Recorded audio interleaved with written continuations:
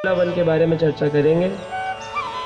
बहुला one का नाम जो है ये बहुला देवी के कारण है। बहुला देवी जो है वो भगवान श्री कृष्ण के साथ गोलोक धाम में रहती हैं। उनकी पर्सनल गाय का नाम है क्या? बहुला। और कई लोग ये कहते हैं शास्त्रों में कि लक्ष्मी जी जो है उनका नाम है बहुला, मतलब गाय के रूप में नहीं रहती हैं, वो स्त्री रूप में रहती हैं। जैसे आप देखेंगे शास्त्रों में कि पृथ्वी देवी गई तो देवी जा रही है, पृथ्वी सर्कल फॉर्म में नहीं जा रही, देवी रूप में जा रही है। जैसे कल हमने सुना वरुण देव, तो पानी के रूप में नहीं, वरुण एक पुरुष के रूप में। तो वैसे ही बहुला एक स्त्री के रूप में भी रहती हैं जिन्हें लक्ष्मी जी कहा जाता है। तो वो लक्ष्मी जी गोलोक धाम में रहती हैं। जैसे भूमि देवी वराह भगवान के साथ रहते हैं, ऐसे ही हरि भगवान, मतलब कृष्ण का नाम एक है हरि, जो हर लेते हैं सब कुछ, आपकी चिंताओं को हरते हैं, दुखों को हरते हैं और धन को भी हरते हैं। तो फिर बाद में है सीढ़ियाँ हैं। तो इस तरह से जो हरि हैं उनके साथ रहती हैं कौन? बहुला नाम की लक्ष्मी देवी। तो वो बहुला है। वो बहुला इस पृथ्वी पर प्रकट होती हैं और फिर उन्होंने क्या किया उसके बारे में अब हम वर्णन करेंगे। तो चैतन्य महाप्रभु इस स्थान में आए थे। तो एक मंदिर है, इसके यहाँ एक कुंड है बीच में, इस कुंड के उस पार एक मंदिर है, वो बहुला देवी का मंदिर है। ये स्थान वो है जहाँ पर महाप्रभु आए थे, वो स्थान वो है जहाँ पर वो लीला हुई है। तो हम दोनों मंदिरों का दर्शन करेंगे। तो यहाँ पर हुआ क्या था कि जो बहुला देवी थी उनको भगवान ने अपनी सेवाओं में इस्तेमाल किया। एक बार एक गाय थी, उनका नाम था बहुला, और वो बहुला गाय इस यमुना नदी के ऊपर जल पीने के लिए आई। तो उनको एक शेर ने रोक लिया और कहा कि मैं तुम्हें जाने नहीं दूंगा, मैं तुम्हें खाऊंगा, इतना तुम्हारा सुंदर सुंदर सॉफ्ट स्किन है, खाने का मन कर। जैसे अभी हिंदुस्तान गाय का एक्सपोर्टर नंबर 1 बन गया है, गाय मांस का, गाय वध का। तो जो भगवान कहते हैं नमो ब्राह्मण देवाय गो ब्राह्मण हिताय च जगत हिताय कृष्णाय गोविंदाय नमो नमः। भगवान कौन है?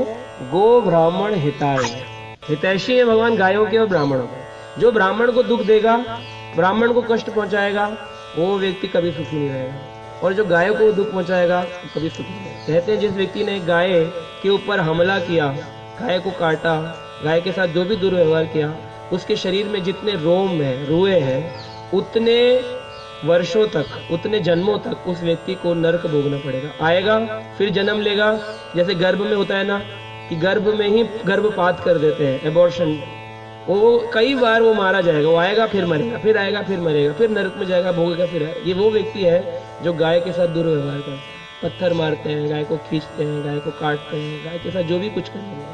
तो ये बहुला देवी यहाँ पर शिक्षा दे रही है, गाय जो है वो गो ब्राह्मण हिता है। भगवान को 2 चीजें पसंद है, गाय और ब्राह्मण। तो इसीलिए एक भगवान का नाम है गोपाल, गायों को पालने वाले, गोविंद गायों की रक्षा करने वाले। हाँ, तो इस तरह से बहुला देवी यहाँ थी और शेर आया और कहा मैं तुम्हें खा जाऊंगा।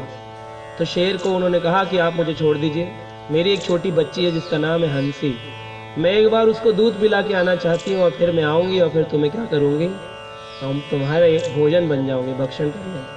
कहा ठीक है, तुम कहती हो तो गायों की बात पे मैं भी भरोसा करता हूँ। वृंदावन में गायों को बड़ा श्रेष्ठ माना जाता है, वैसे तो पूरे ब्रह्मांड में श्रेष्ठ है क्योंकि ब्रह्मांड नायक उनके हितैषी हैं, लेकिन फिर भी गाय जो है वो बहुत ही ज़्यादा श्रेष्ठ है। तो उन गायों की बात मानकर शेर ने कहा मैं यही इंतज़ार करूँगा, तुम जाओ।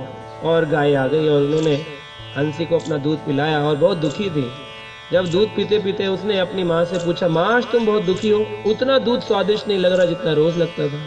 तो माँ ने कहा बेटी बस जितना पीना है आज पी ले, क्योंकि अब मैं नहीं आऊँगी, अब मैं जा रही हूँ, अब मैं एक शेर का भक्षण बनने वाली हूँ। क्यों? क्योंकि शेर को मैंने वादा किया है। अरे तो वादा तोड़ा भी जा सकता है, वादे तो होते ही तोड़ने के लिए। कहा नहीं नहीं नहीं, ऐसी बात नहीं है, मैंने वादा किया है, वादा किया तो निभाना पड़ेगा, तो वादा किया है तो निभाना पड़ेगा, जाऊंगी। वो सीधा चल करके आई। तो उतने में जो उनके ग्वाले थे, जिनकी वो गाय थी, वो आ गए। उन्होंने कहा कहाँ जा रही हो तुम? कहा मैं जा रही हूँ शेर का शिकार होने।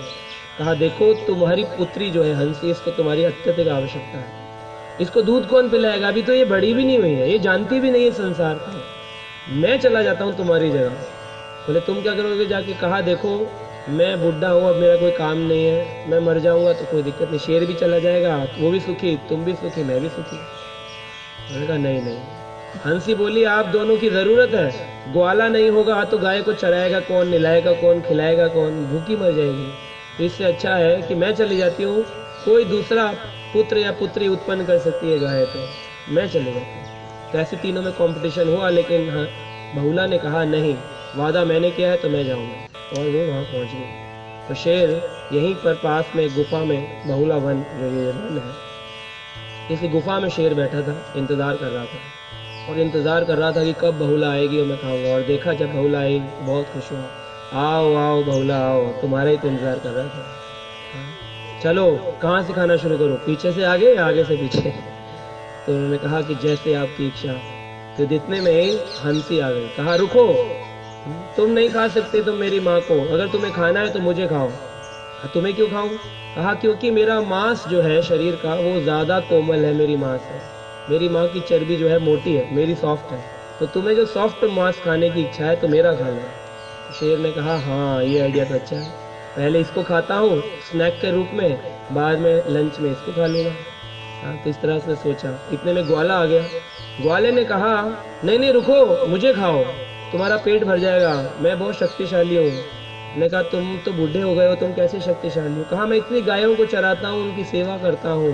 तो गायों की सेवा करना आसान काम नहीं है, सब बनना चाहते हैं, गौ की सेवा करना चाहते हैं, हमारा भी मन करता है गाय रखें, लेकिन एक गाय के गर्दन में हाथ लगाने में आपको टेंशन हो जाएगी। गाय को चारा खिलाने में लोग दूर दूर से ऐसे फेंकते हैं, जैसे कुत्ते के आगे फेंकते हैं ना, गाय को अपने हाथ से खिलाने में घबराते हैं लोग। तो गाय की सेवा तो बहुत दूर की बात है।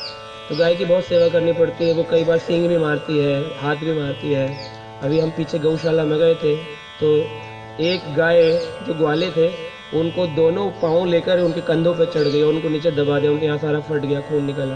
अभी कोई सोच सकता है ऐसा क्यों किया, जैसे हमारा बच्चा हमारी गोदी में चढ़ता है ऐसे वो गोदी में चढ़ गई, लेकिन उसका साइज बड़ा हो गया, लेकिन उसकी मस्तिष्क वही कि मैं भी छोटी हूँ, तो उनका सारा ये फट गया, यहाँ से खून निकलने लगा। तो गाय की सेवा करना इतना आसान नहीं है। गाय जो है वो ऐसे तरह भी बिहेव कर सकती है। तो गाय की सेवा उन्होंने कहा मैं करता हूँ तो मैं बहुत शक्तिशाली हूँ, तो आप मुझे खा लो। कहा नहीं तो क्या फायदा होगा? कहा देखो मैं गांव वालों के साथ मिलकर शेरों को भगाता हूँ, आग जलाता हूँ, पूरे गांव में लेकर ढूंढता हूँ, शेर चले जाएं यहाँ से, हमारी गायों पर हमला ना करें, तो तुम बच जाओगे। अगर मैं मर जाऊंगा, मैं लीडर हूँ, तो तुम आराम से आ सकते हो इस वन में दोबारा। जैसे ही चर्चा चल रही थी, मैं सारे बकरी बने हुए थे, मुझे खाओ मुझे खाओ। शेर सोच रहा था ओहो ये कैसा कन्फ्यूजन है, किसको खाऊं किसको ना खाऊं। तो इतनी देर में वहां पर प्रकट हो गए हमारे लाला कृष्ण। और कृष्ण ने क्या कहा? कृष्ण ने कहा कि देखो तुम भूल कर भी किसी गाय किसी ग्वाले को नहीं खाओगे। ये जो वन है व्रजमंडल, कहाँ से कहाँ तक? सोना से लेकर बटेश्वर तक। सोना से लेकर बटेश्वर तक जो ये वन है व्रजमंडल, 84 कोस, एक कोस में 3 किलोमीटर होते हैं। 84 इंटू 3 कितना हो गया? 200। जल्दी मैथमेटिशियंस, हाँ 252 किलोमीटर। तो 252 किलोमीटर का जो स्थान है, इसके अंदर ये मेरा घर है।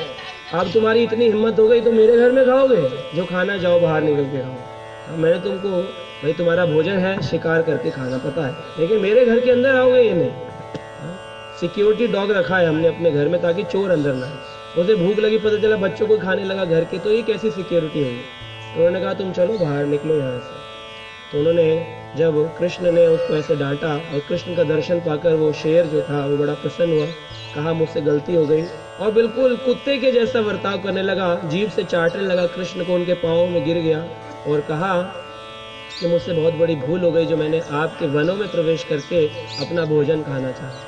मैं भटक गया था, जो मैं यहाँ पर अपने भौतिक इंद्रियों को भूख सुख भोगना चाहता था भगवान की दिव्य चिंतामणि चीज़ों से।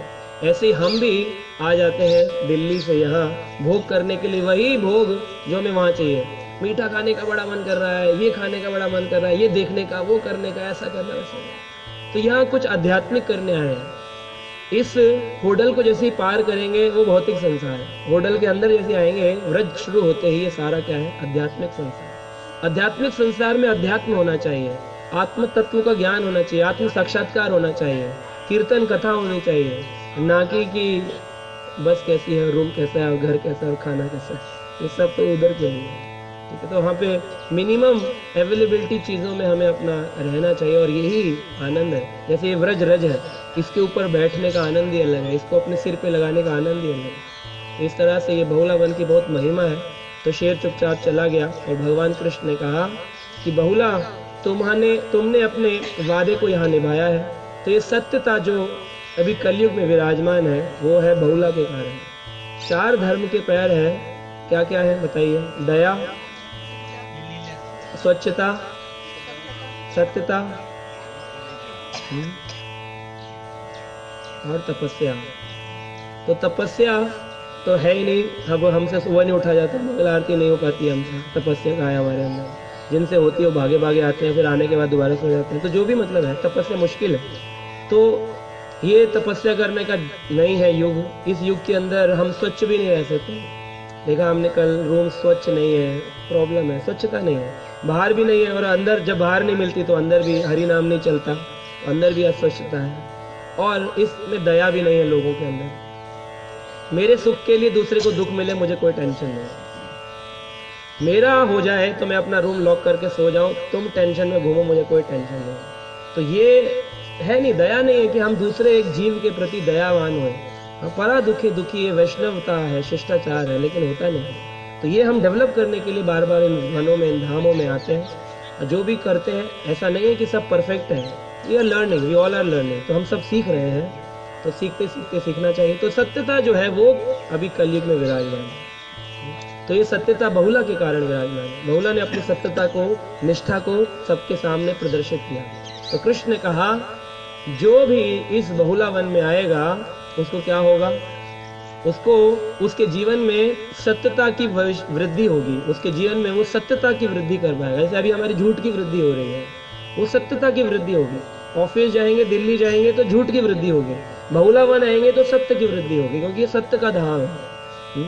तो हम सब सत्य धाम में आए हैं। और इस संसार में सत्य क्या है? आत्मा। सत्य क्या है? कृष्ण। और सत्य क्या है? कि हम भगवान के दास हैं। तो ये जो सत्यता है इसकी वृद्धि होगी, हम भगवान के दास बन पाएंगे, जिसके लिए हम यहाँ हैं। तो इसको समझना चाहिए। कल कुछ भक्त प्रश्न पूछ रहे थे कि एक होता है दास भाव और एक होता है प्रेम भाव, तो दोनों में श्रेष्ठ कौन सा है? जो हमने कल कथा करी, तो प्रेम भाव सर्वश्रेष्ठ है, माधुर्य रस। लेकिन जिस दास की हम बात करते हैं वो दासत्व हर रस में प्राप्त है। शांत रस में भी प्राप्त है, नारद मुनि भी दास है शांत रस में, और साख्य रस में भी अर्जुन भगवान के दास है। दास ही तो है, ये तो नहीं कंधे पे हाथ रख के कह रहे और बताओ कृष्णा बड़े दिन से दिखाई नहीं दिए, ऐसा नहीं। वात्सल्य में यशोदा मैया भी कृष्ण के लिए दूध बना रही हैं, प्रेम करती हैं, वात्सल्य प्रेम है, लेकिन दास है, सेवा कर रही है। और राधा रानी की जो सखियां हैं, गोपियां हैं, वो भी कृष्ण के लिए क्या है? व्रज मंडल में झाड़ू लगा रही है, उनके लीला करने के लिए स्थान बना रही है, तो उनकी सेवा। तो दासत्व रखते हुए रस को प्राप्त करना, ये है। तो एक है दास भाव जैसे हनुमान जी का है, और एक है दासत्व रखते हुए रसों को प्राप्त करना। तो इसमें माधुर्य रस उत्तम है, लेकिन दासत्व हर रस के अंदर होता है। किसी भी रस में हम स्वामी नहीं बन सकते कि अब मैं गोपी बन गई हूँ, मेरा रस बढ़ गया है तो अब कृष्ण मुझसे नीचे है, नहीं। दासत्व रहेगा, उनके चरण की धूली लेने की इच्छा हमेशा रहेगी, कृष्ण की सेवा करने का मन हमेशा रहेगा। राधा रानी हमेशा तत्पर रहती है, ललिता विशाखा दोनों साइड खड़ी है, आपने देखा, और क्या कर रही है? चवर डुला रही है रात दिन। आपको नहीं दिख रहा मूर्ति में हिलता हुआ, लेकिन वो उसमें जब प्राण प्रतिष्ठित है तो वो रात दिन चवर कर रहे हैं, थकती नहीं है सेवा करते करते करते। और इधर एक फूलों का लेकर के खड़ी है गुलदस्ता, राधा रानी खड़ी है गार्लैंड लेके कृष्ण को पहनाने के लिए। तो सब दासत्व में माधुर्य रस। हम मानते हैं तुमको अपना प्रिय है, लेकिन हम तुम्हारी सेवा के लिए तत्पर हैं। तो ये दासत्व रखते हुए रस, माधुर्य रस को प्राप्त करना। तो इस तरह से बहुला वन बहुत ही इम्पोर्टेंट है आना भक्तों के लिए। चैतन्य महाप्रभु यहाँ पर आए थे, इसी स्थान में जहाँ आज आप बैठे हुए इस वक्त, और यहाँ पर आकर चैतन्य महाप्रभु ने बड़ा ही सुंदर मार्मिक कीर्तन किया, जैसे अभी हम भक्तों ने भी किया और अभी आगे भी करेंगे। तो अब हम थोड़ा सा सुनेंगे कि किस प्रकार से महाप्रभु इस वन में आए। जल्दी तो नहीं किसी की प्रसाद भूख क्या? तो अब हम चैतन्य चरितामृत में कृष्णदास कविराज गोस्वामी के माध्यम से इन प्यारों से सीखेंगे किस प्रकार से महाप्रभु इन धामों के वनों में आए। वन देखी बारे यदि प्रभुर मन हैला, वन देखी बारे यदि प्रभुर मन हैला, सेई ते ब्राह्मणे प्रभु संगत लैला। भगवान ने, चैतन्य महाप्रभु ने यहाँ आकर एक ब्राह्मण को अपने संग लिया, यहाँ का जो लोकल ब्राह्मण था, कि मुझे बताओ कौन से स्थान कहाँ पे है। तो फिर भगवान उनके साथ, उस ब्राह्मण के साथ कहाँ पे गए। मधुवन लिए, मधुवन, तालवन, कुमुदवन, बहुलावन गएला, ताहा ताहा स्नान करी प्रेमावष्ट हैला। मधुवन ताल कुमुद बहुलावन गैला, ताहा ताहा स्नान करी प्रेमाविष्ट हैला। मधुवन में गए जहाँ पर ध्रुव महाराज ने तपस्या करी है। मधुवन बहुत सुंदर स्थान है। यहाँ पर एक रिफाइनरी है, ऑयल रिफाइनरी, जय गुरुदेव मंदिर बना हुआ, उसके पीछे मधुवन है, कुछ भक्तों ने देखा है। मधुवन में गए महाप्रभु। तालवन, तालवन है उसी के आगे, तालवन में ताल वृक्ष है, और कुमुद वन में कुमुद के पुष्प हैं। तो ये 3 वनों में गए, उसके बाद सीधे यहाँ आ गए बहुलावन। बहुलावन में आए, तहाँ तहाँ स्नान करी, और जहाँ जहाँ वो गए वहाँ उन्होंने कुंडों में आचमन किया, स्नान किया, प्रेम आविष्ट हैला। और प्रेम में आकर क्या बोलते थे, हरे कृष्णा कृष्णा कृष्णा हरे हरे, हरे राम राम राम हरे हरे, हरे कृष्णा कृष्णा कृष्णा हरे हरे, हरे राम राम राम हरे हरे, हरे कृष्णा कृष्ण कृष्ण हरे हरे, हरे राम राम राम हरे हरे, हरे कृष्णा कृष्ण कृष्ण हरे हरे, हरे राम राम राम हरे हरे, हरे कृष्ण कृष्ण कृष्ण हरे हरे, हरे राम राम हरे हरे, हरे कृष्ण कृष्ण कृष्ण हरे हरे, हरे राम राम हरे हरे, हरे कृष्ण कृष्ण कृष्ण हरे हरे, हरे राम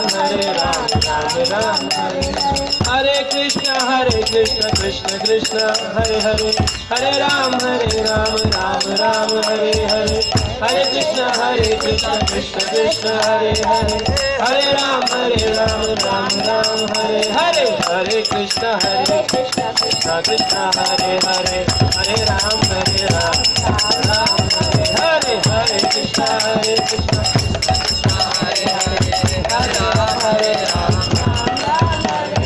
हरे राम हरे कृष्णा कृष्ण कृष्ण हरे हरे, हरे राम राम हरे हरे, हरे कृष्णा कृष्ण कृष्ण हरे हरे, हरे राम राम हरे, जय राधा श्याम सुंदर, राधा श्याम सुंदर राधे, जय राधा श्याम सुंदर, राधा श्याम सुंदर राधे, जय गौरानिताय गौरानिताय गौरानिताय, जय गौरानिताय, जय गौरानिताय गौरानिताय गौरानिताय, जय गौरानिताय, जय जय प्रभुपाद प्रभुपाद प्रभुपाद, जय जय प्रभुपाद, जय जय प्रभुपाद प्रभुपाद प्रभुपाद प्रभुपाद, श्रील प्रभुपाद की जय, गौरंग महाप्रभु की जय। तो फिर महाप्रभु स्थान में आए। पथेगा भी घाटा चरे प्रभुर देखिया, प्रभु के बेड़ाया आसे होकार करिया। चैतन्य महाप्रभु ने वृंदावन से होकर जब जा रहे थे तो चरती हुई गायों को देखा।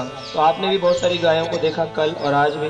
वो झुंडों के अंदर क्या कर रही हैं, घास को चर रही हैं, और तुरंत उन्हें घेर कर उच्च स्वर में रंभाने लगी। सभी की सब गायों ने जब महाप्रभु को वृंदावन में देखा तो कहने लगी सारी की सारी, अरे ये तो वही हैं जिन्होंने बहुला गाय की रक्षा करी थी। ये देखो गायों के हितैषी आ गए, कृष्ण आ गए, कृष्ण आ गए। देखो 4500 साल बीत गए, अब आए हैं कृष्ण। 5000 साल पहले आए थे और 500 साल पहले आए, तो 4500 साल बाद चैतन्य महाप्रभु जब आए तो सब समझ गए। गाय देखते ही पहचान गए ये कौन है, कृष्ण है। और सब घेर करके उनको चाटने लग गई, और सारी घेर कर जोर जोर से क्या बोलने लगी, गौरांगा गौरांगा गौरांगा गौरांगा। सारी गाय जोर जोर से रभा रही थी। गाभी देखी शब्द प्रभु प्रेमे तरंगे, वात्सल्य गाभी प्रभु रचाटे सभी अंगे। गायों ने देखा और स्तब्ध होकर प्रभु के प्रेम तरंग में डूब गए और वात्सल्य प्रेम में आकर कि देखो हमारे स्वामी आ गए हैं। हाँ, जैसे एक माँ अपने बच्चे को चाटती है, जैसे गाय वात्सल्य रूप में अपने बच्चे को चाटती है, इसीलिए गाय के बच्चे का नाम होता है वत्स, है ना। उनको बोलते हैं वत्स खुर बोलते हैं ना, गाय के बछड़े को वत्स भी बोलते हैं। तो इसीलिए वो वत्स जो है वात्सल्य भाव से आया है। गायों का वात्सल्य रूप इतना प्रकट हुआ, उन्होंने कृष्ण को, चैतन्य महाप्रभु को पूरा नीचे से ऊपर तक चाटना शुरू कर दिया और महाप्रभु गिर गए जमीन में और उन्मत्त होकर प्रेम में, और उनको गाय चाटे जा रही है। सुस्त हुआ प्रभु करे अंग कंडुयान, प्रभु संगे चले नाही छड़े धेनुगण। स्वस्थ होकर चैतन्य महाप्रभु ने गायों का सहलाने लगे और वो खड़े हुए और गायों को क्या करने लगे, सहलाने लगे। कंडुयन शब्द आया यहाँ पर, क्या, कंडुयन। तो जैसे गाय है तो जब गायों की सेवा करने जाएं, अभी आप दर्शन करेंगे, यहाँ पर गाय यहाँ भी है और वहाँ भी है, थोड़ी जो भी है, उन गायों को क्या करना चाहिए, कंडुयन करना चाहिए, सहलाना चाहिए। उससे उनको क्या होता है, प्रेम उत्पन्न होता है, कृष्ण का स्मरण होता है और हम पर वो कृपा करते हैं।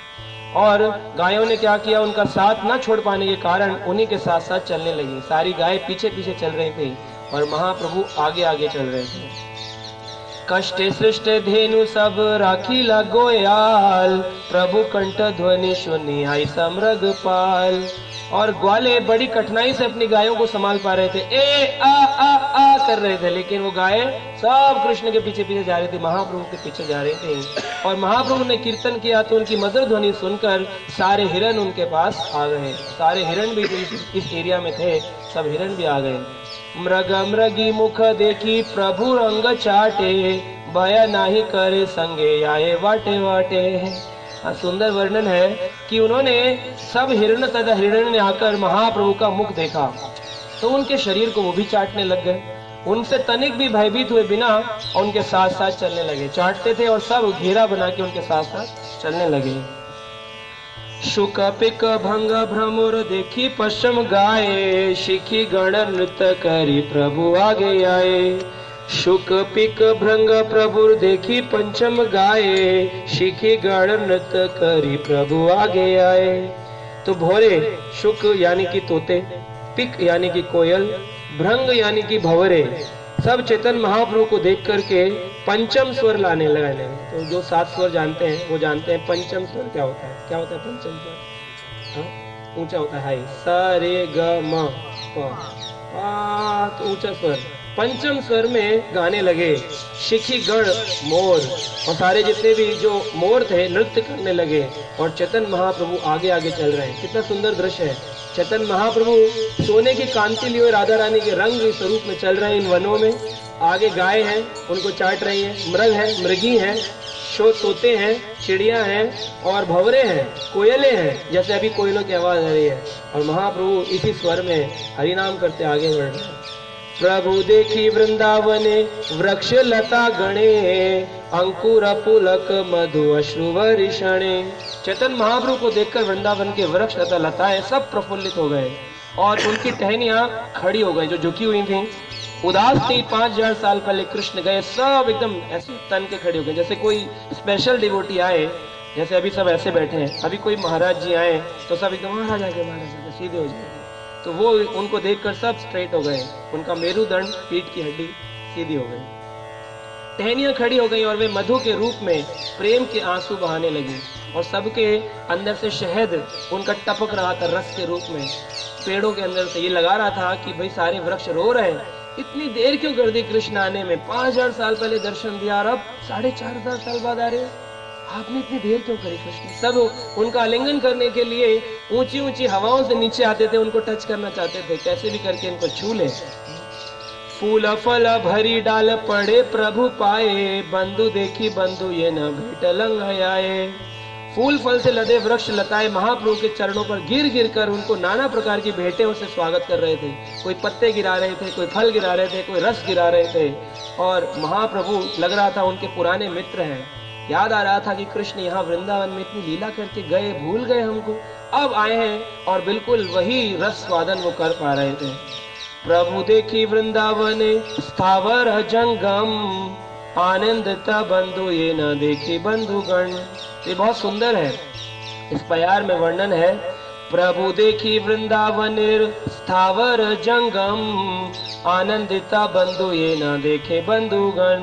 तो प्रभु जो थे उन्होंने स्थावर और जंगम, मतलब स्थावर मतलब चलने वाली चीजें और जंगम मतलब न चलने वाली चीजें, सभी चीजें क्या हो गई? आनंदित हो गई। और बंधु ये न देखे बंधुगण, उन्हें लग रहा था हमारे पुराने कौन आ गए हैं? बंधु आ गए, भगवान नहीं, कौन आ गए हैं? सखा आ गए हैं। तो इस तरह से अत्यंत प्रेम सबने दिया। प्रतिवक्ष लता प्रभु करेन अलिंगन, पुष्प आदि ध्यान करेन कृष्ण समर्पण। और सभी पुष्प लताएं कृष्ण पर अपने पुष्पों को बरसा रही थी और पुष्प वृष्टि हो रही थी। और इस आखिरी प्यार से हम इसको समाप्त करेंगे। इस पे बहुत ही ऊंचे स्वर में हम सबको भी बोलना चाहिए स्वर इस प्यार को। अश्रुकंप पुलक, बोलिए अश्रुकंप पुलक प्रेम शरीर स्थिरे, कृष्ण बल बले उच्च स्वरे। अश्रु कंप पुलक प्रेम शरीर स्थिरे, कृष्ण बला बल उच्च स्वरे। महाप्रभु का शरीर चंचल था और उसमें अश्रु थे, आंसू बह रहे थे, शरीर के रोंगटे खड़े थे, कंपन हो रहा था, वो कांप रहे थे और इतने खुश थे जैसे हम कभी अपने किसी पुराने प्रिय को देख करके एकदम रोमांचित हो जाते हैं और रोने लग जाते हैं। और जोर जोर से क्या बोल रहे थे? कृष्णा कृष्णा कृष्णा। और सभी पेड़ भी क्या बोल रहे थे? कृष्णा कृष्णा कृष्णा। ये वही स्थान है जहाँ ऐसी लीला महाप्रभु ने करी। हमें इन लीलाओं का स्मरण करते हुए दर्शन करना चाहिए। तो बहुला वन के अंदर अभी 6 किलोमीटर की परिक्रमा है, इसकी अपनी निजी परिक्रमा, हम वो नहीं करेंगे, डरिए मत। तो वो परिक्रमा जो है हम कभी आके कर सकते हैं। यहाँ पे विभिन्न कुएं हैं, जहाँ नदियाँ हैं, बाकी तो सारा खंडित हो गया है, लेकिन 2 मंदिर है, एक ये महाप्रभु का बैठक स्थान और एक बहुला स्थान, बीच में एक कुंड है। और यहाँ पर लोग आते हैं और गायों का दान देते हैं। उसकी महिमा यहाँ के जो पंडित हैं वो आपको बताएंगे। कभी ये लोग चांदी की गाय देते हैं, कुछ ओरिजिनल गाय देते हैं, कुछ गाय को दक्षिणा देते हैं, तो जो भी है गाय सेवा करते हैं। अभी इसके बाद में हमारा प्रोग्राम यहीं समाप्त होगा और उसके बाद में हम चलेंगे गोवर्धन परिक्रमा के लिए। गोवर्धन परिक्रमा का साइज है 21 किलोमीटर, 7 कोस की परिक्रमा है। 7 कोस की परिक्रमा पूरी करेंगे क्योंकि भक्त काफ़ी दूर दूर से आए, कोई दिल्ली से, कोई बेंगलोर से, कोई कलकत्ता से। तो सारे भक्त जो हैं वो करना चाहते हैं गोवर्धन परिक्रमा। जो नहीं कर सकते हैं उनके लिए हमने एक अरेंजमेंट किया है कि हम एक रिक्शे के ऊपर स्पीकर रखेंगे, ऐसे ही जैसे अभी बोल रहे हैं। वो स्पीकर आगे आगे चलेगा, कीर्तन मंडली चलेगी, जब मंडली थक जाएगी तो मृदंगा भी रिक्शे पे रख सकते हैं और फिर पीछे पीछे परिक्रमा चलेगी जैसे हमेशा यात्रा होती है। और बीच में हम जहाँ स्थानों में रुकेंगे तो वहाँ पे छोटी छोटी कथा करते रहेंगे, बहुत लंबी कथा का समय नहीं है। तो आराम से हम शाम को 5 बजे तक परिक्रमा समाप्त कर सकते हैं, लेकिन रेस्ट नहीं है, कॉन्टिन्यूसली चलना है। जो नहीं चल सकते हैं, जहाँ तक चल सकते हैं वहाँ तक चलिए, आगे रिक्शा कर सकते हैं। रिक्शा आप अपने जो है अपने निजी परिवार के लिए कर सकते हैं, वो यात्रा का हिस्सा नहीं है। जो भी आप करना चाहें, 1 रिक्शा 2 रिक्शा, वो आपकी इच्छा है, ठीक है, अपने परिवार के लिए कर सकते हैं। नहीं कर सकते तो चल सकते हैं, कोई प्रॉब्लम नहीं, उसमें कोई चार्ज नहीं है आप। हरे कृष्ण। तो जब वृंदावन में आप चलेंगे गोवर्धन परिक्रमा में तो कुछ नियमों को पालन करना है। तो नियम अभी बताएं, वहीं पर बताएं? यही बता दीजिए। हाँ, यही बता दीजिए।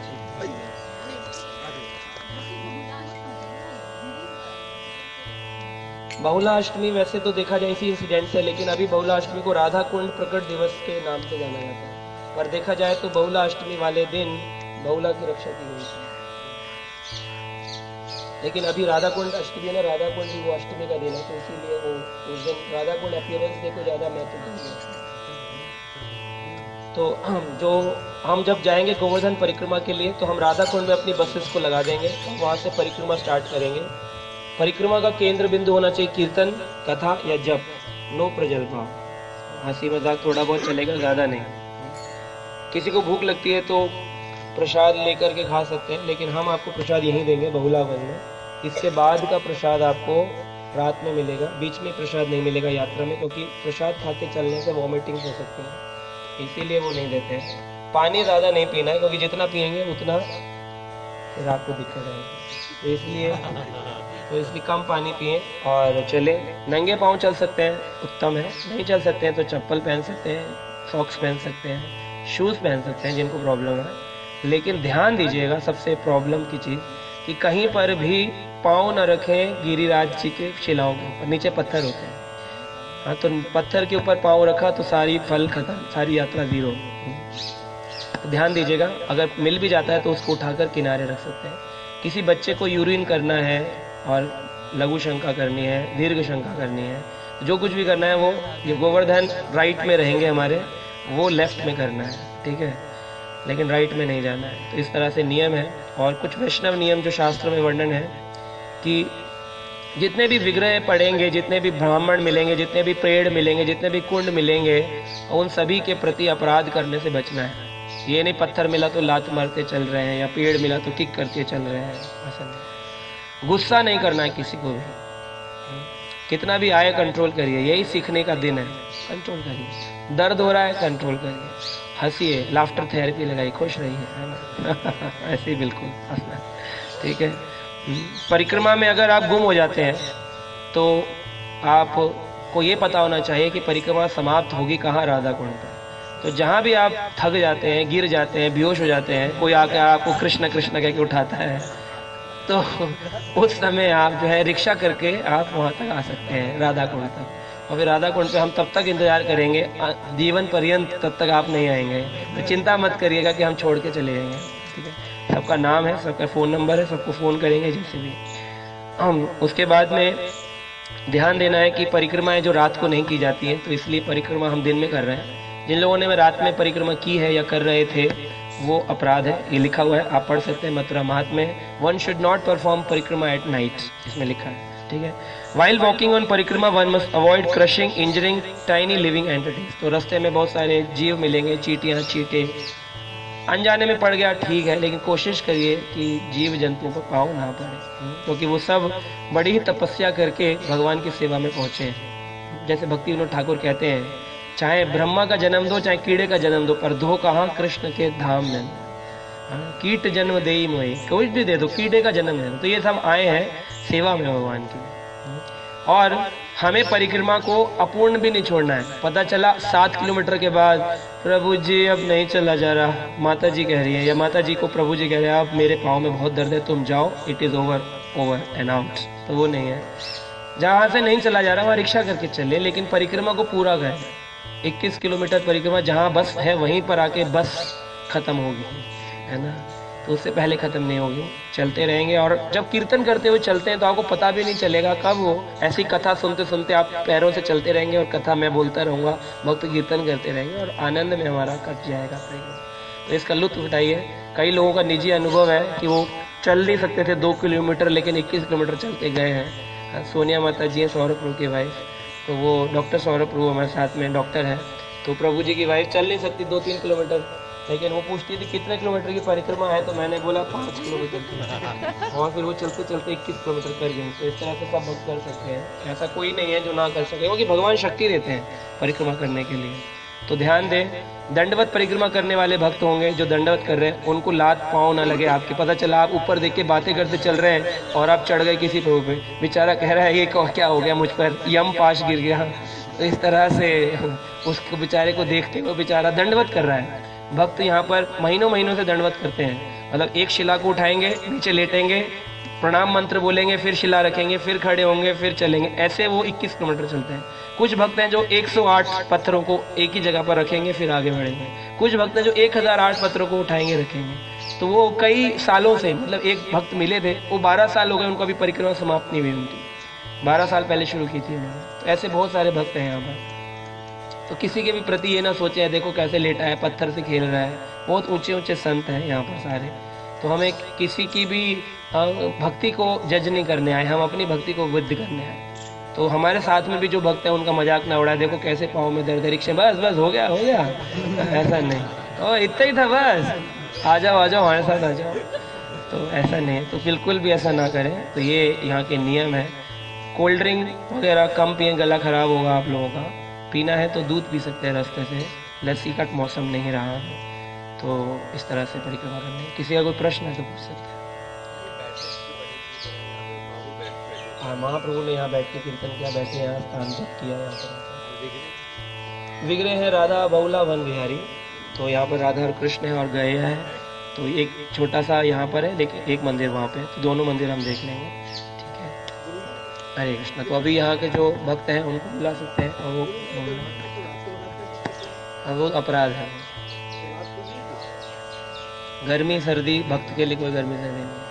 ऐसे ऐसे भक्त हैं जो दोपहर रात को 12 बजे परिक्रमा सुबह दोपहर में लगाते हैं गर्मियों में नंगे पाँव, और 5 बजे ख़त्म करते हैं। ऐसे भक्त हैं जो दिन में 3 बार परिक्रमा करते हैं और 24 घंटे मतलब 365 दिन करते हैं। वो कैसे करेंगे?